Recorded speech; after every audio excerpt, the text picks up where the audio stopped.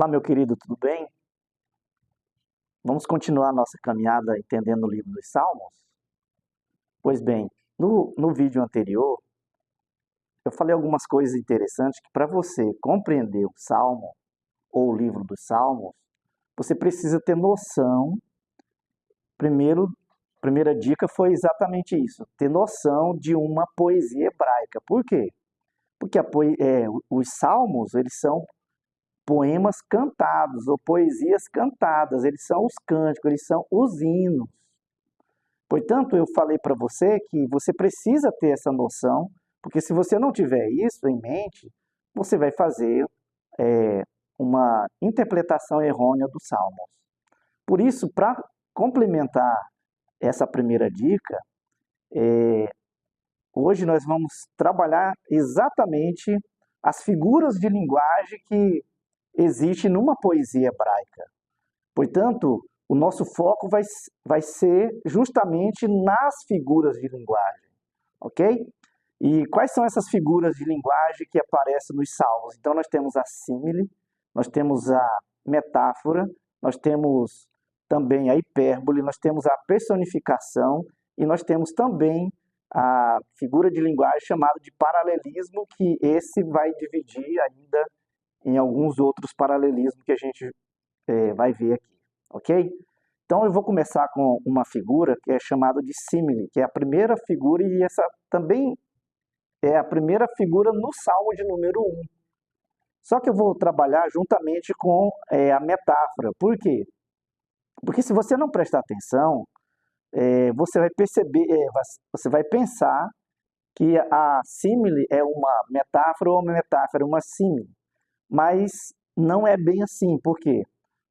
Apesar delas serem parecidas, e por isso você precisa prestar atenção, elas não são a mesma coisa. Então, só para você ter uma ideia, a símile e a metáfora, elas trabalham com comparações.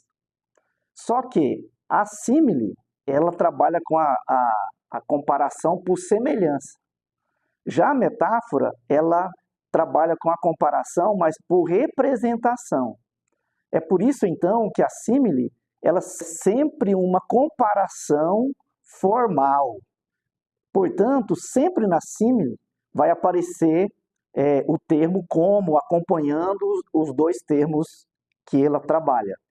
E já a metáfora, ela não vai aparecer essa palavrinha como, ok? Então, perceba, apesar deles serem parecidos, mas tem essa diferença. Então, só para você ter uma ideia, eu vou dar exemplo dos salmos. Por exemplo, da símile. O salmo de número 1, verso 3, ele vai dizer assim, ó, que o justo, ele é como a árvore plantada junto ao ribeiro, né? Já o ímpio, ele é como a palha. Então, perceba uma coisa interessante, ó, que o justo, ele não é a árvore e o ímpio, ele não é a palha, mas ele é como, ele é semelhante, ok? Já a metáfora, eu vou usar aqui o Salmo de número 23, que vai aparecer exatamente essa comparação. Ó. Então o Salmo diz assim, ó, o Senhor é o meu pastor. Portanto, perceba ó, que um termo substitui o outro, ou fica no lugar do outro, porque o pastor é o Senhor e o Senhor é o pastor. Ok? Então perceba que se você não tiver essa noção de figura de linguagem, você não vai fazer uma interpretação correta, porque você vai pensar que é a mesma coisa e não é. Ok? Muito bem. Deixa eu falar uma outra coisa também para você, que é chamado também de... A outra figura, a terceira figura, é a hipérbole. A hipérbole todo mundo sabe que é um exagero.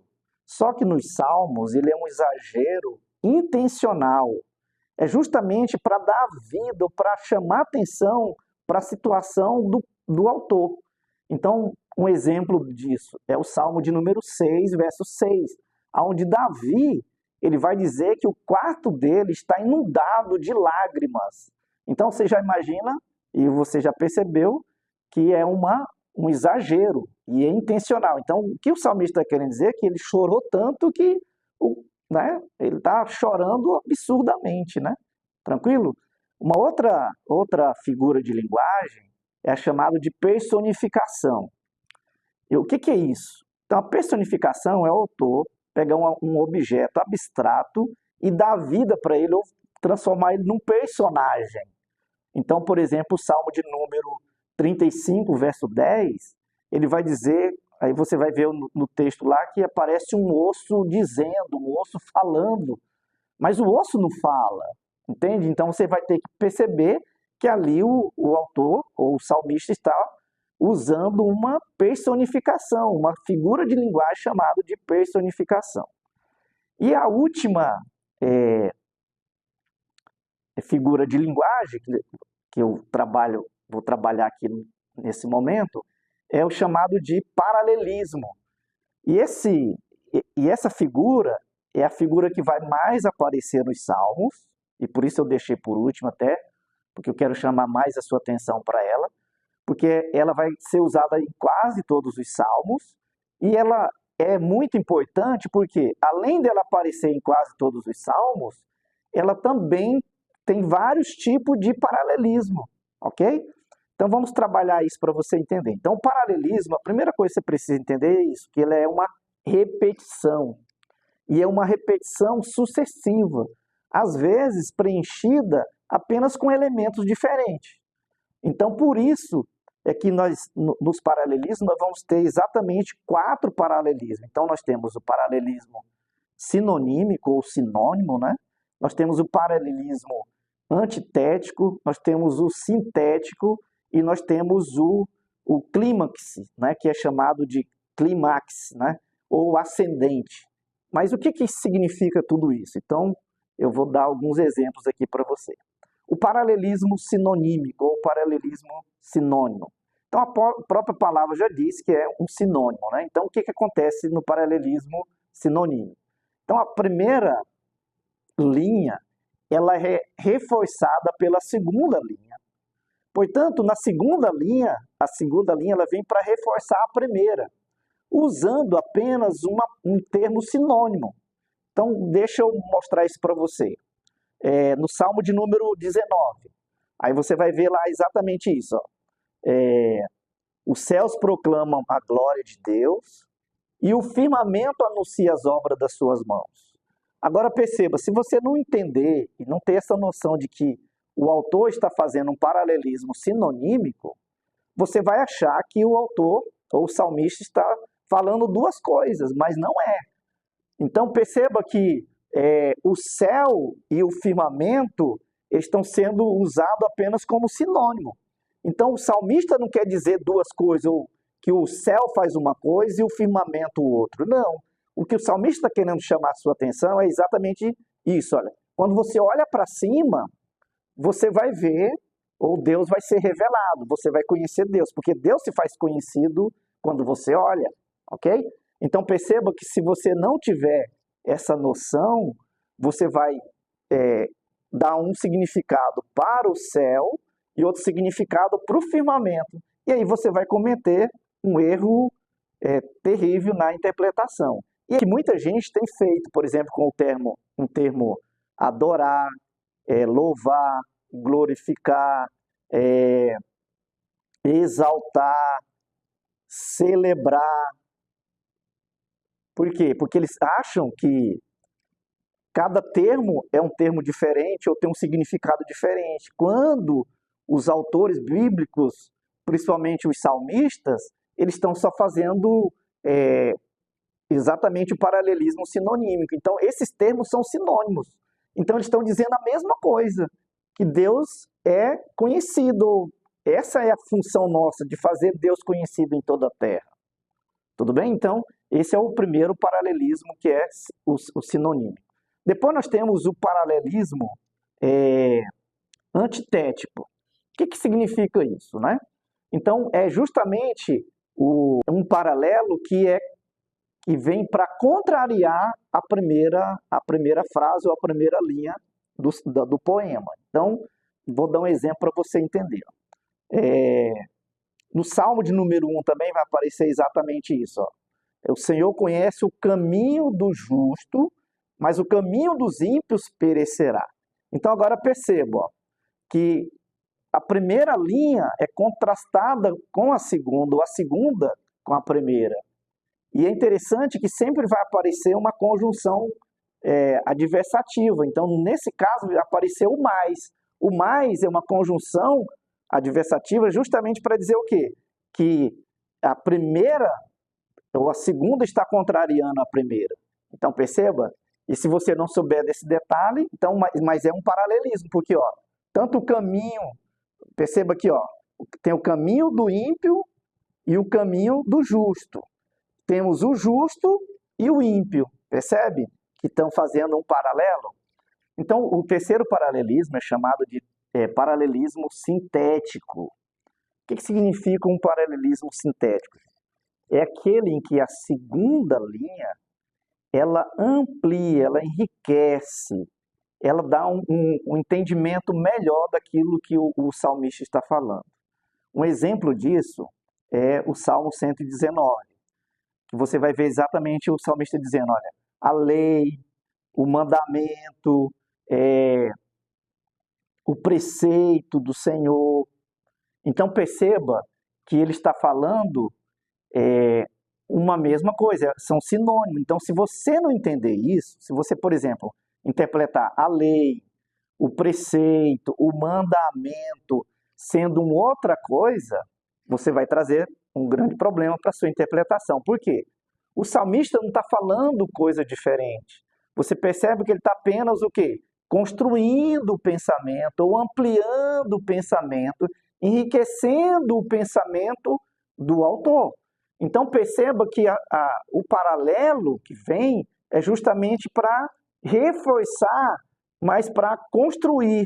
E é por isso também que é chamado de paralelismo construtivo. Ok?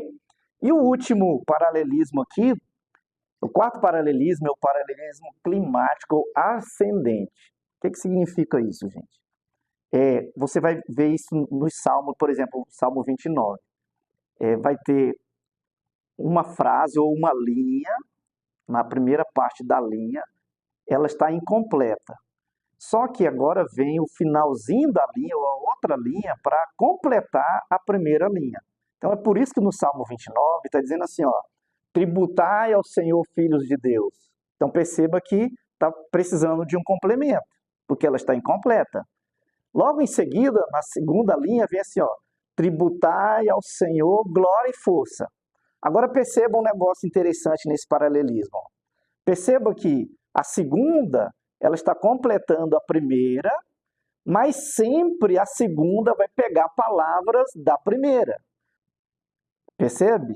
Então, ó, tributai ao Senhor, na primeira linha. Na segunda, tributai ao Senhor. Vou dar um outro exemplo para você entender isso. Ó. No Salmo 121, o salmista vai dizer assim, ó, elevo meus olhos para o monte, de onde me virá o socorro? Aí a segunda linha vem, o meu socorro vem do Senhor. Então perceba que ele completou a frase, ou completou o pensamento, mas também pegou uma palavra da primeira frase, ok? Então, é isso que a gente precisa compreender, queridos. Portanto, perceba a importância de você entender a figura de linguagem que vai aparecer no seu texto ou no seu salmo, porque se você não tiver uma noção disso, meu querido, você vai errar, e vai errar feio, entendeu? Por isso a importância desse detalhe. Portanto, eu quero terminar esse vídeo dando 3 dicas importantes para você em relação às figuras de linguagem. A primeira dica é: procure saber qual é o tipo da figura de linguagem que o seu salmo contém, ou o salmo que você está analisando. Então, essa é a primeira dica. Segundo, nunca ou cuidado com a interpretação literal da figura de linguagem. Eu me atrevo até a dizer, nunca interprete uma figura de linguagem literalmente. Ok? Essa é a segunda dica. E a terceira dica é: nunca também, ou tenha muito cuidado em interpretar verso por verso, linha por linha, palavra por palavra, ou termo por termo. Por quê? Primeiro, você precisa lembrar disso. Ó. A Escritura, e aqui vale tanto para o Salmo como para todo o restante da Bíblia, a Bíblia não foi escrita em capítulos e versículos. Então, se você isolar os versos, ou se você isolar a palavra, você vai trazer um sério problema, porque pode ser também que aquela palavra que está sendo repetida, ela está sendo repetida justamente para reforçar, para completar, para ampliar o pensamento. Portanto, se você fizer uma interpretação palavra por palavra, você vai cair no erro ou no perigo de dar um outro sentido para aquilo que o salmista não estava querendo dizer. Ok? Então a gente precisa ter cuidado, porque se você não prestar atenção e se você não souber dessas dicas, você vai dizer coisa que o salmista não estava dizendo, ou não estava nem pensando em dizer. Tudo bem? Então eu espero que essas dicas tenham sido importantes para você e nos próximos vídeos nós daremos outras dicas. Por isso eu espero você no próximo vídeo.